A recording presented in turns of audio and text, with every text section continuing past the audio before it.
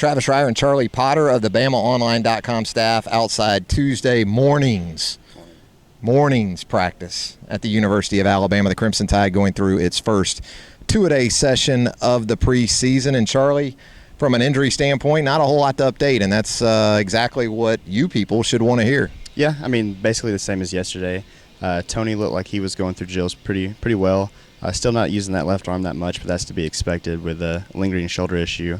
Marlon Humphrey didn't appear to do anything again today, which that's been, I think, 5 days in a row now. He has a pulled muscle of some kind, not exactly sure which one, but he should, be out for a little bit.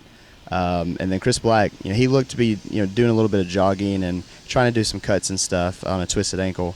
And he's slowly coming back, but still he didn't participate in any drills or anything like that. But outside of those guys, I think guys that have been previously injured, and Cam Robinson and Ty Flournoy-Smith, they appear to be fine. So, yeah, on the injury front, it's looking good for Alabama.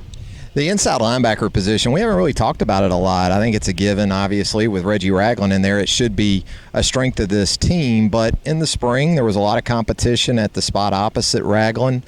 Sean Dion Hamilton, Reuben Foster, Dylan Lee has worked in there some in certain situations. But what we saw this morning looked kind of like what we saw at the end of spring, didn't it? Yeah, I mean, Reuben Foster was back out there, which is new for the fall, because I think for the entirety of the practices so far, it's been Dylan Lee primarily working beside Reggie, at least when we've been in there. I'm sure they've swapped him up a good bit, which they did in the open practice.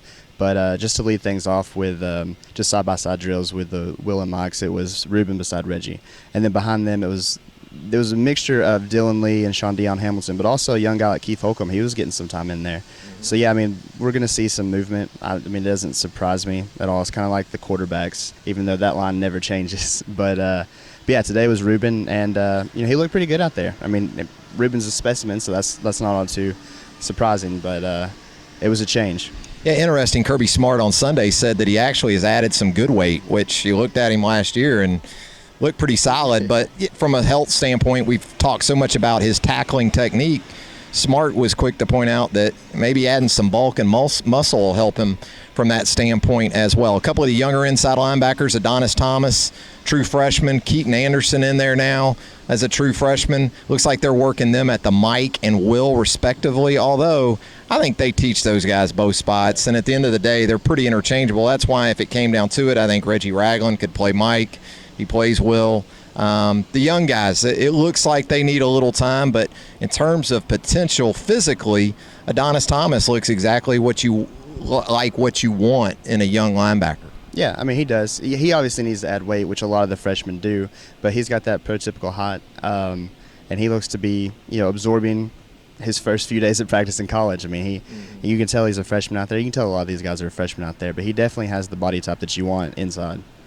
Keaton Anderson, not the biggest guy in the world, so he's going to have to really depend on what we saw from him in high school, and that was determination, and he runs pretty well. A guy who I think early in his career, a special teams role, like most of these guys, needs to be his primary goal initially, but going to be fun to watch them sort of progress. So I'm going to give you a true or false here as we wind down. True or false, Ronnie Harrison right now is the number 3 safety on this team. I think that is 100% true. Outside of Geno Smith and Eddie Jackson, I mean, the next guy you see up there is Ronnie Harrison, and sometimes you see him ahead of them, which they like to do a lot of changing in the secondary, which we saw today. But I think Ronnie Harrison, after the spring that he had, I mean, we'll see him on the field this fall. I mean, he has great size, which I don't think anybody can argue, and just seems like a determined kid. I mean, we've heard nothing but rave reviews about him, and it wouldn't surprise me at all to see him get in some this fall. Yeah, I'd say 3 and maybe with a bullet. Yeah.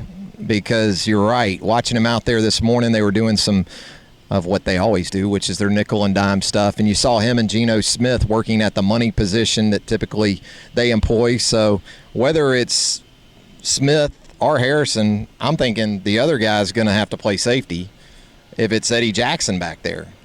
A lot of competition still going on at that safety position. Going to be a lot of fun to watch play out. That's going to do it for our morning edition of Instant Analysis, I guess, unless you got anything else.